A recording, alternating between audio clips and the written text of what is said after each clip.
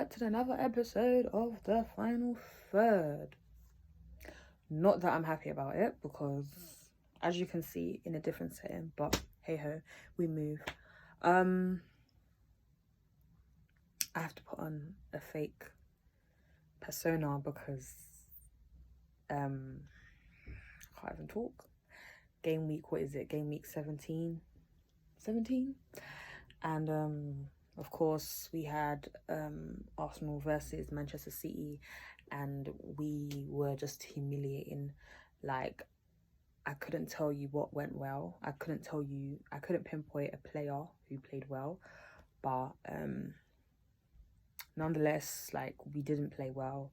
People went in with such high hopes for this game. I didn't personally, because I if you watch Tier 3, you'd know our game week 16, I did say that it was going to be piss poor. We were going to get pammed, and we got pammed. We were lucky not to get 4, 5, 6. 3-0 was crazy to start with because I genuinely thought it was going to be more. I won't lie. When the second went in, I just thought, you know what, forget this, it's done.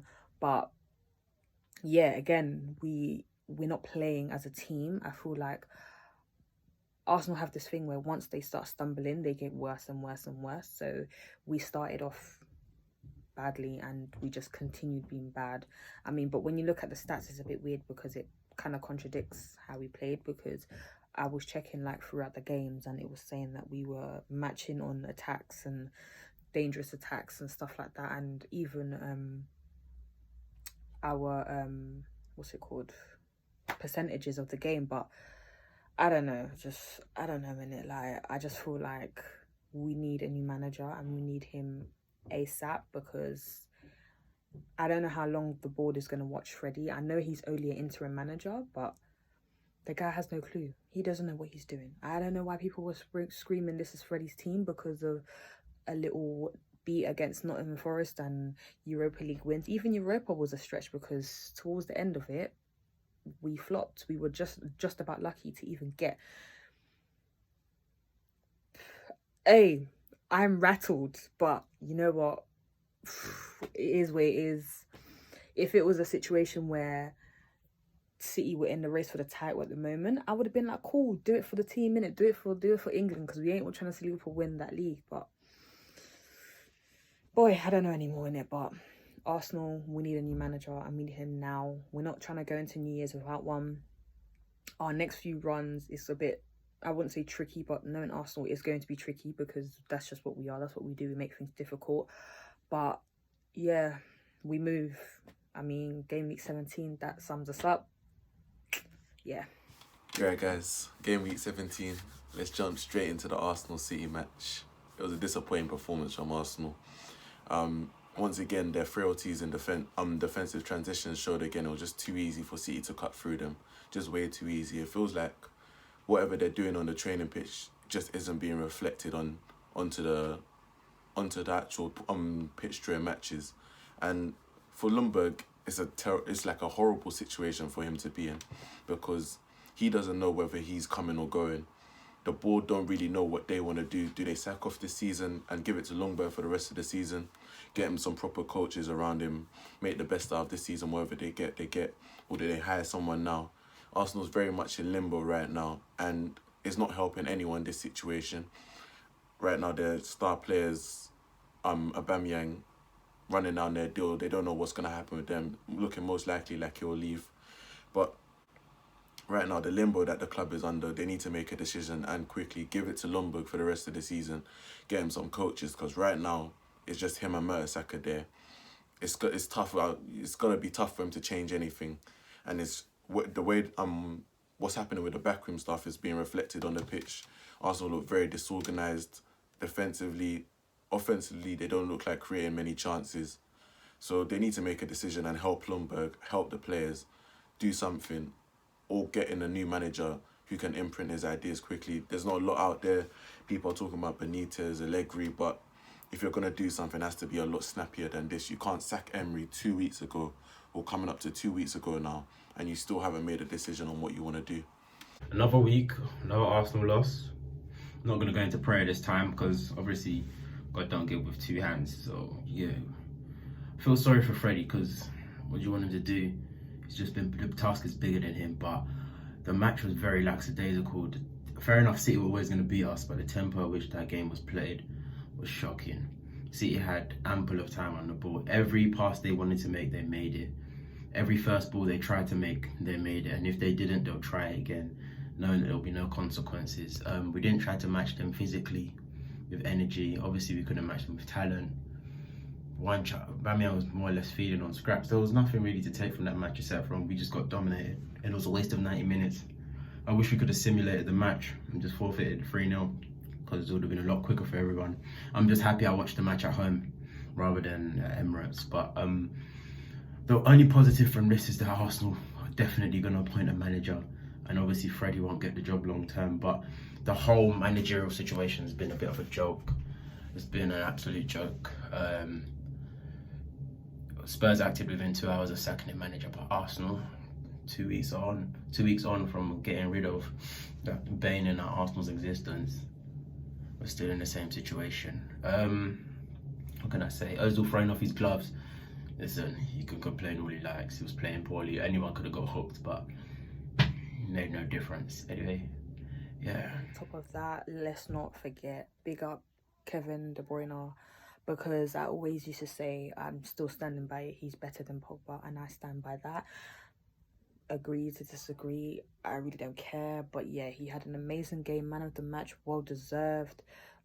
Sterling, as usual, played amazing. I couldn't like I said, I can't pinpoint you what person in our team played well, because I mean the youngers were kind of pushing for it, but again, Aubameyang is becoming a problem.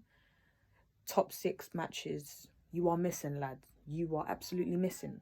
This is why when people bring up Lacazette's stats against the top 6, they can compare, because you are missing. And I don't know what's going on, but your body language was not it. Nothing was happening. Again, our fullback positions are cursed because someone's always getting injured. We were lucky to get Bellerin and Tierney back last week, and then again they just got injured. I think against West Ham, Bellerin got injured in the warm-up. Tierney got injured within 20 minutes of the game. He came off.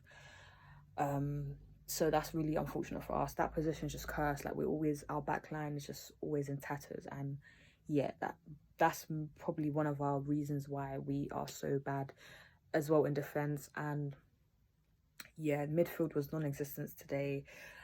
I felt like Guendouzi's going backwards. I mean, I love the guy, I love him to bits, but he's regressing. Like, you started off so well and now you're just down here, and I don't understand how, I don't understand why.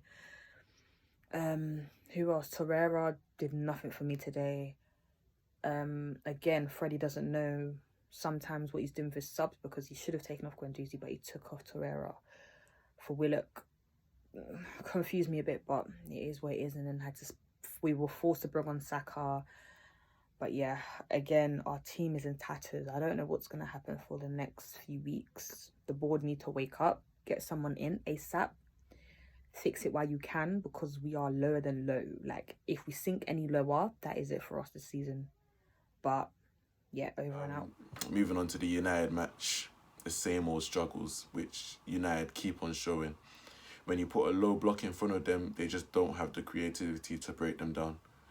You've got McTominay and Fred as your double pivot, Lingard in the hole. Lingard started off brightly, he had the chance. He should have buried it in the first minute. But after that, he ghosted from the game. McTominay, you want your midfielder to have courage. People talk about McTominay's bravery. You got to show a different type of bravery when you're facing a low block. You've got to show bravery to come get the ball and be creative, and that's just not in his game. So when people are talking about, oh, does Pogba get back into this team, we've had like 7 or 8 of these type of matches where a team will sit in front of us and they're asking Fred and McTominay to break them down, which they just can't. You've got Lingard, and this is another big problem with our 10s as well. We've got Pereira, Mata and Lingard, who all don't want to come to the ball, who all just duck the responsibility of being a 10 and being creative and trying to open up a defence. They make runs which they don't get on the end of. It's just passive. And all in all, that explains why we do so well against the big teams, or who will take control of the ball. And then against the small teams, you give us the ball, it's so aired. There's nothing there. Moving on to the Chelsea match quickly, it's been a poor run of form for Lampard's boys. Poor run of form. But what I will say about Chelsea is that this is what people have been calling for years. They've been calling for someone to give the youth a chance. And they've been saying that their academy is top notch. There's players there. People should be making the, youngsters should be making the transition into the first team. Well, guess what? This is what happens when you've got a young team. You've got a lot of young players there. They're gonna make mistakes. They're gonna go through dips of confidence. They're gonna play badly, and they're gonna need their manager, and they're gonna need people to believe in them to get them through and get them out of that hump. So people saying, you, or they should give up on this youth project, or they should go and buy more players. That's not necessarily wrong. Chelsea do need to strengthen still, but at the same time, this is what you signed up for when you want to bring through youth this way. You're gonna have to go through the dips with them as you go through the highs.